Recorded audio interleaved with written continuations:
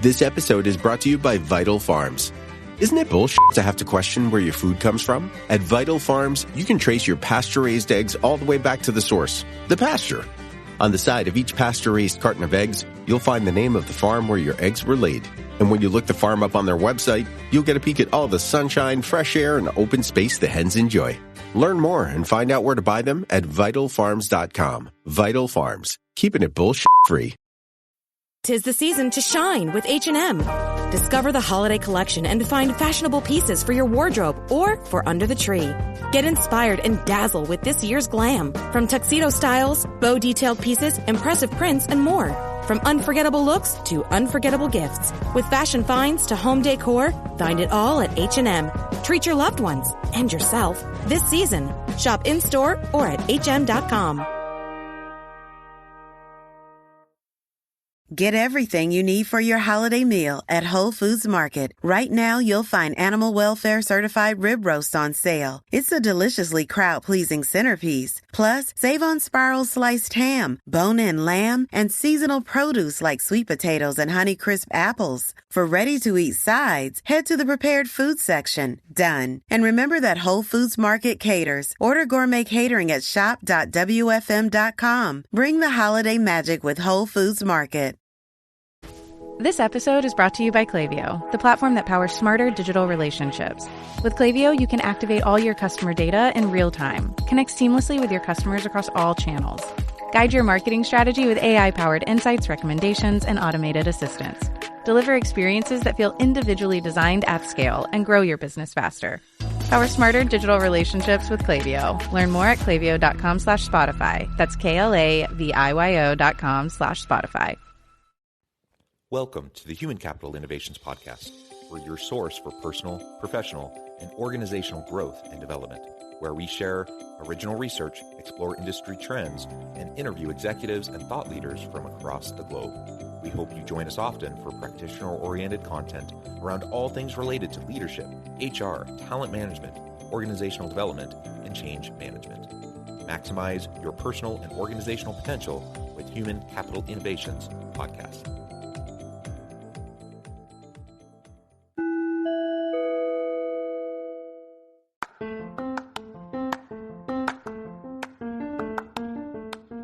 You enjoy the Human Capital Innovations Podcast? Enjoy ad-free listening by going to the Patreon page, and please consider contributing even at the producer or sponsorship level. And please leave a review. Thank you for your support.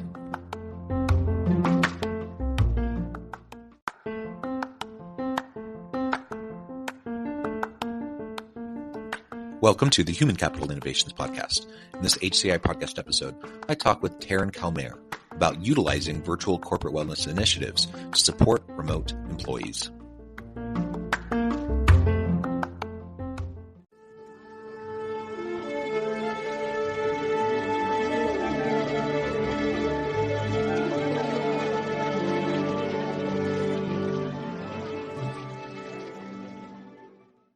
Tarin Calmer, welcome to the Human Capital Innovations Podcast. Thank you so much. It's a pleasure to be here, John.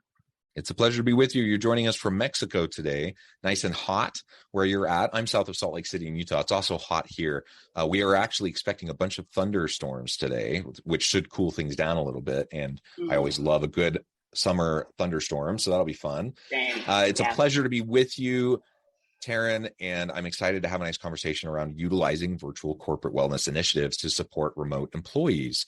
Now, of course, during this pandemic, so many organizations have had to pivot quickly, move towards more virtual work, distributed teams. Now, many organizations are pulling people back in, either completely or perhaps in some sort of a hybrid format, but many organizations are maintaining at least portions of their remote teams. That brings with it a whole bunch of benefits and opportunities, but it also has some challenges. And we're going to unpack this a little bit, but just by way of introduction, some of that challenge is how do you protect the health, the mental health, the physical health and wellness of your people when you're not together in a physical office space. If you have a distributed team where you never are actually together, how do you pay attention to it, right? How do you encourage it? How do you support it? And so looking at virtual corporate wellness options I think is a really important thing in this day and age, because I think remote work is going to continue. And in fact, I think it'll probably continue to increase. We kind of like the pendulum swung during the pandemic. It's kind of swung back a little bit as we've been emerging from it. But I think it'll continue in the coming years to move towards more and more contingent, more and more distributed, more and more remote kinds of work arrangements for at least a good segment of the labor force. 100%. Couldn't agree more. Yeah. All right. As we get started, I wanted to share Tarin's bio with everybody. Tarin is a South African-American CEO and founder of the world's first virtual corporate wellness company, Remote Team Wellness. After 10 years of teaching yoga and mindfulness, leading team retreats, and consulting, she founded Remote Team Wellness to support the thousands of companies shifting to virtual team wellness events, with services spanning from virtual corporate wellness initiatives to in-person team retreats. Remote Team Wellness has customizable and comprehensive solutions for every team. To date, the company has clients like Meta, Dell, L'Oreal, Netflix, and many more. Tarin is also a dynamic keynote speaker on modern employee benefits and workplace wellness in a remote era. Fantastic to be with you. Anything else that you would like to share with me or my listeners by way of your background or personal context before we dive on in?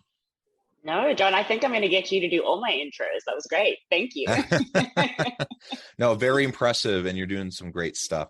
So let's dive right on in. Tell us just a little bit about the origins of Remote Team Wellness, because I'm always interested in that kind of a development and story. And then we can get into specifically more about how we can utilize that. Well, the types of remote corporate wellness initiatives that are possible and how we might be able to utilize those better. 100%. So it's actually a funny story about the origin of Remote Team Wellness. So the pandemic happened, obviously, the pandemic at the height of it in March 2020 happened, and I was in South Africa working with a hotel group at the time. So I was actually planning on doing a bit of a tour of South America, and unfortunately travel was just completely off of the table. The borders shut down in South Africa, and I was stuck there for 10 months. And in that process, I was also separated from my partner, who was in the States. So we had no way to be together, and we just kept having these really strained Zoom conversations that were kind of unhopeful and getting really sad and depressing around when we're going to see each other, if we're ever going to see each other, if the world was ever going to open up. And I decided that it would be a really good idea to kind of mitigate some of that stress by leading him on virtual meditations. He's a 15-year startup marketer and growth hacker. So he was really taking a hit in his business, and he was struggling with a lot of anxiety around what's going to happen next. So I started leading him on these virtual meditations, and he was like, "This is actually really helpful and really supportive. Can I invite a few of my founder friends?" And so he invited a few founders to those weekly meditations that I was doing for him. And then they started asking if they could invite more people, invite their team members, and asking me to put together, could you maybe do like a stress management session for our team? And it was actually just a very organic way of starting to just provide those resources that were not being met through employee wellness programs that were, standing. And it was really providing that human element as well. And I saw that huge opportunity and that huge gap in the corporate wellness market to actually provide those supportive resources for employees. Because obviously, just like you were saying, how do you actually bridge that gap and make sure that there are those support structures in place? And I think the answer to that is by making it a priority and actually realizing that it's important and there does need to be that support. So that's how we started. Well, yeah, that's super interesting, and kudos to you for being attentive, and observing that need, that gap, and then being able to work towards filling it. That's important. And yeah, the pandemic really put a spotlight on wellness and mental health issues in addition to the physical health. Obviously, there's a lot of concern about COVID, but very quickly reports started coming out about, the increases in anxiety, depression, things like domestic abuse, those sorts of things. Like it was hard. It was a hard transition for people. And let's not forget, that was a tumultuous time, not just because of COVID, but the George Floyd moment and like a lot of social unrest, political unrest, like a lot of stuff all happening all at the exact same time. And it was just a really hard time. And so organizations, many organizations really stepped up to the plate, and they knew we need to, look out for our people. We need to figure out how to do it though when we're never even together. And hence now, you have these types of offerings. So I think that's fantastic. Yeah, definitely. It's really wonderful to be a part of that movement. And I mean, just like you're saying, the mental health aspect of what's happened from the pandemic is almost a pandemic in itself, and that's something that we need to address on a larger scale for sure, and definitely needs more attention and airtime. Yeah, and so you already started to tease a little bit about some of the types of things you were doing as you were organically kind of spinning this up. But why don't you lay out for us? It doesn't necessarily have to be just your company, but what you're doing, but what you see people doing in this space that you think is helpful and useful, and things that we should be thinking more about in terms of utilizing to help with the wellness of our people virtually. Get everything you need for your holiday meal at Whole Foods Market. Right now, you'll find animal welfare certified rib roast on sale. It's a deliciously crowd-pleasing centerpiece. Plus, save on spiral sliced ham, bone-in lamb, and seasonal produce like sweet potatoes and Honeycrisp apples. For ready-to-eat sides, head to the prepared food section. Done. And remember that Whole Foods Market caters. Order gourmet catering at shop.wfm.com. Bring the holiday magic with Whole Foods Market.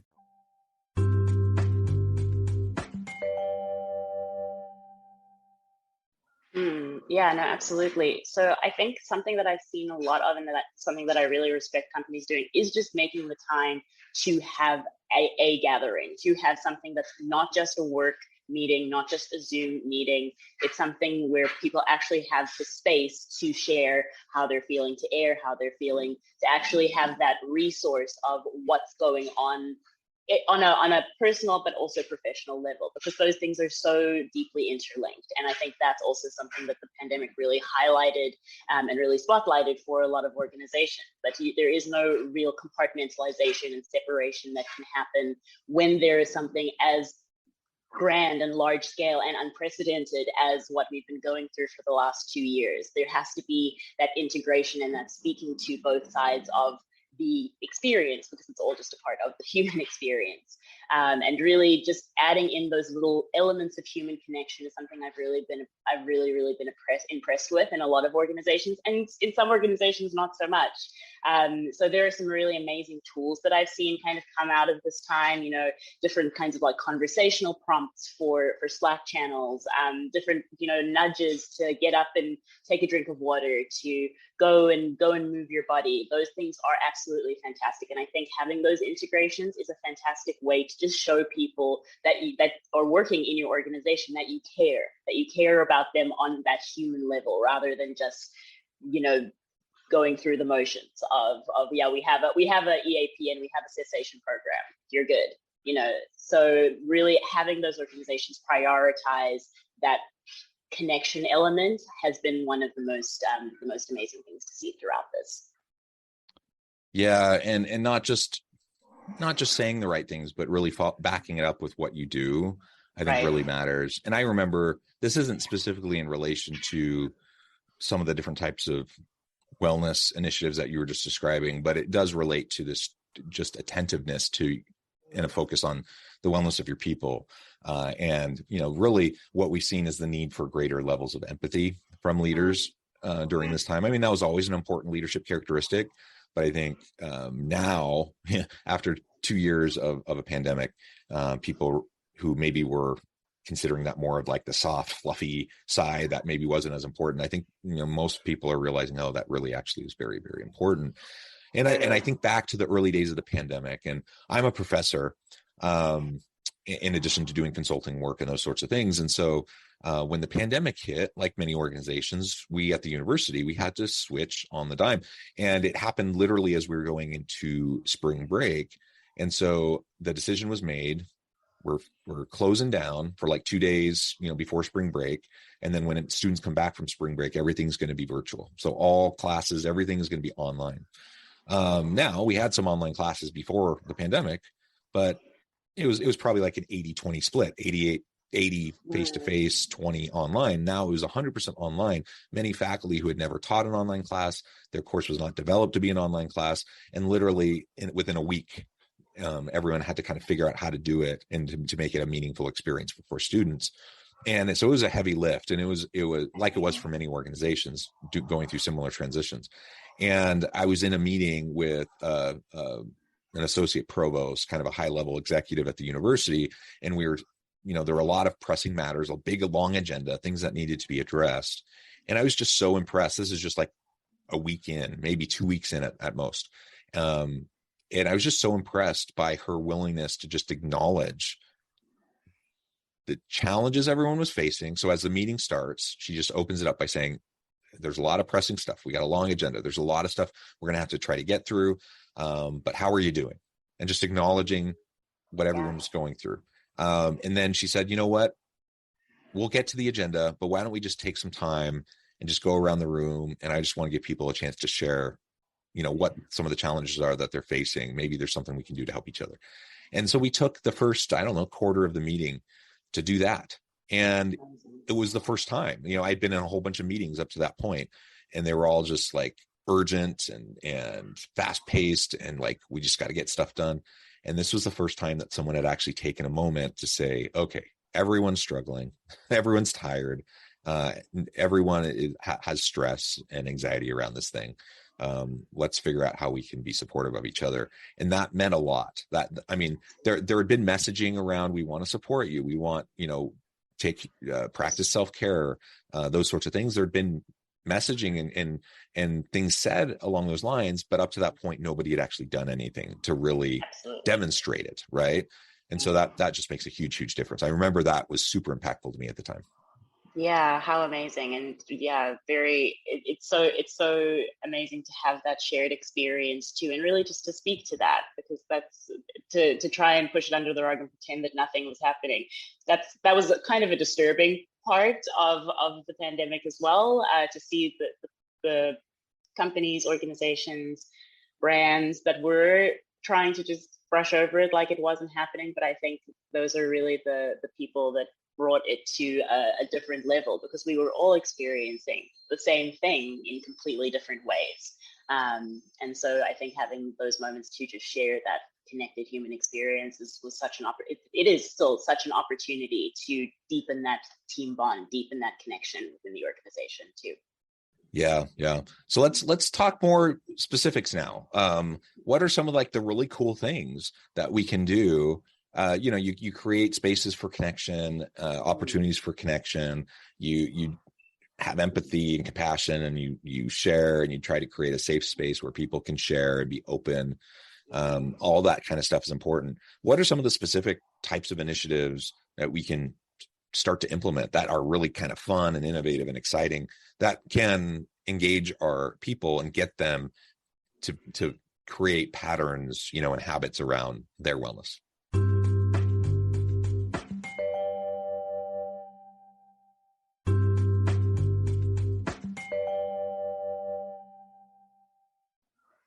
Yeah, really great question. So in terms of things that you can literally just do as an organization, one thing that I love are micro nudges. And there's heaps of data and science around the effectiveness of nudges. And these are basically just small like tasks to give to your employees throughout the day. So this is something that is very easily implementable, to literally just schedule an email that says, hey, why don't you get up and move your body? Why don't you get up and listen to your favorite song for the next 3 minutes and have a little dance party in your kitchen? Why don't you go and grab a glass of water? These are things that, again, can really just shift a person from I'm completely locked into working and completely locked into my screen and not really connecting my head to my body, to actually just get them back into that space of, okay, well, I need to be taking care of myself while I am in this remote space, because there is a tendency to obviously, really overwork and stay online way longer than maybe we would have before the pandemic happened, while we were still working in the office, when there was that very clear defined line of, this is something that I actually need to separate myself from, or I'm moving away from the space where I work. now we have our work in our home space. And for a lot of us, we have made those adjustments to make sure that that is an optimized environment. However, some of us really have trouble with actually separating those two things. So again, to have the organization giving you those little micro nudges throughout the day, like these are the things that you actually can do to keep yourself well while you are working, and making sure that you are being conscious of how much time you are spending with your screen, how much time you're spending online is really important. Another amazing thing that companies can do for their teams is just to schedule time that's not just a Zoom meeting. So something that can be a little bit more interactive, something where people can get to know each other, whether it's like a mingle bingo event, which can just be like having people break off into different breakout rooms to talk about, to find the person that has done something similar to them, or maybe just to have a conversation with someone different in the organization, and having kind of like a speed conversation exchange. Those are also things that can really help to build those deeper team bonds and connections for people who have been virtually onboarded and really haven't had time to connect with the team on a deeper level. So carving out the time and making those spaces throughout the quarter to actually connect, I think is a really, really huge opportunity. And whether you have a planner or a wellness company do that for you, or it's just an initiative that you take on yourself, I think it is absolutely imperative that it is made a priority. And that just even that little bit of like taking the initiative to make that priority for people, it really shows a lot to employees, because obviously we're also in this space of everyone's been calling it the Great Resignation. However, I really think it is a great contemplation. Like, it's really a time to actually think of like, what am I doing, and is what I'm doing tied to my value system? And it's kind of the first time that a lot of people have had that line of questioning and actually gone to that place in themselves where they thought, is this something that actually aligns with me? Is this something that I want to be doing? And it's really important that organizations realize that is the shift that's happening, and really fall into that alignment process, because there is going to be a huge amount of people that won't take jobs because of the fact that it doesn't necessarily align with their values. So I think that, again, making the time for those kinds of activities is such an important part of setting up a well-being initiative, setting up a well-being program. Also, even just utilizing super simple tools like doing different breathing practices. I found our breathing sessions to be some of the most profound and really, really amazing sessions for organizations, because it really, again, takes people from a space of being in their heads and being so, worried about the future, in another moment, all over the place, to just coming back to their bodies, coming back to themselves, and then having this understanding that, oh, wow, I can access this space anytime, and I can actually just learn how to take a few deep breaths. And that actually helps me to build a deeper resilience in the times when it is a little bit more challenging, or I do have harder decisions to make. I think that's a fantastic shift to just make in general, to even just start out a meeting with a wellness practice. Start out a meeting with, let's all just take a deep breath together. Let's take a few deep breaths together. And then we can begin, because then we're beginning from a place of clarity, and we're beginning from a place of focus and calm, rather than being in this fight, flight, freeze, fawn response that we are all in, and we've all experienced in some way, shape, or form in the last few years. So really doing things to shift ourselves back to that very calm, homeostatic state, that's an amazing opportunity to actually come into a deeper level of awareness. Yeah, I love the tip on just on the mindfulness practices of some meditation, deep breathing. I mean, it can be very simple things, and it doesn't need to take lots of time. It doesn't need to be very expensive. So anything from like those simple types of practices up to, think about what you did when you were together physically with your team, and you would do team building things. And in fact, I'm back together with my team at the university, and just yesterday we had a retreat. And we took 90 minutes in the afternoon to go to a local pottery place where we got lessons on doing a pottery wheel, doing stuff on a pottery wheel, and it was just fun. Like it didn't connect to anything really, but it was team building and just interactive, and we just got to know each other, a little bit, those sorts of things. So anyway, that's just an example of like things we all have done those things before, and we did those things when we were together physically. So then the question is, are there things like that we can do when we're not together physically, but still to have fun beyond just like getting together for a Teams meeting or a Zoom meeting? And I'm thinking about the same team back in the height of the pandemic. I remember we had a holiday gathering where we had some stuff that we did that was work related. Then we just did like a cupcake design, and everyone was at their homes. We just did a Zoom thing. Actually, we used Teams, and we bought kits for everyone, sent them to their houses, and then we just like designed stuff and had like little competitions, and it was just casual and fun. And so there are things you can do if you're just thoughtful about it and try to be a little bit creative, and usually pretty low cost. So I definitely encourage listeners to think about what you can do for your virtual teams as you're trying to support them and encourage, their self-care, their mental and physical wellness. Well, Tarin, it has been a pleasure. I know at the time I'm going to have to let you go here in just a minute, but before we wrap up for today, I wanted to give you a chance to share with listeners how they can connect with you, find out more about your work, and then give us the final word on the topic for today. Amazing. Thank you so much for having me. It's been such a pleasure to have this conversation with you. If you want to find me, I am on all social medias. You can find Remote Team Wellness at Remote Team Wellness, or visit our website, remoteteamwellness.com. If you want to connect with me personally, I am Tarin Kalmayer, TARINCALMEYER on all social medias. And just a final word and a kind of final thought that I really love to leave with people is just to really make sure that every single day, in some way, in some moment, that you are taking time to check in with yourself, because awareness is the first step to any wellness journey. So becoming aware of how you're feeling, how you're doing, how you're breathing is such an important and vital practice that can really shift and transform so much in your life. And it's super simple. So just by even just taking time, maybe even a few minutes before you wake up, before you grab your cell phone, before you check in with the rest of the world, I just encourage you to check in with yourself. And that practice will completely multiply and take you to completely different places, because it really shows that you care about you, and then you can care about everyone else. So that's my little practice, and I hope you stay well. Wonderful. Thank you so much, Tarin. It's been a real pleasure. I encourage listeners to reach out, get connected, find out more about what Tarin can do for you. And as always, I hope everyone can stay healthy and safe, that you can find meaning and purpose at work each and every day.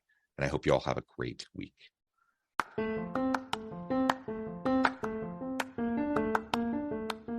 Do you enjoy the Human Capital Innovations podcast? Enjoy ad-free listening by going to the Patreon page. And please consider contributing even at the producer or sponsorship level. And please leave a review.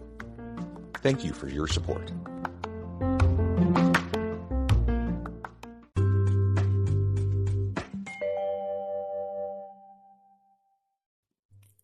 Thanks again for joining us for this episode of the Human Capital Innovations Podcast.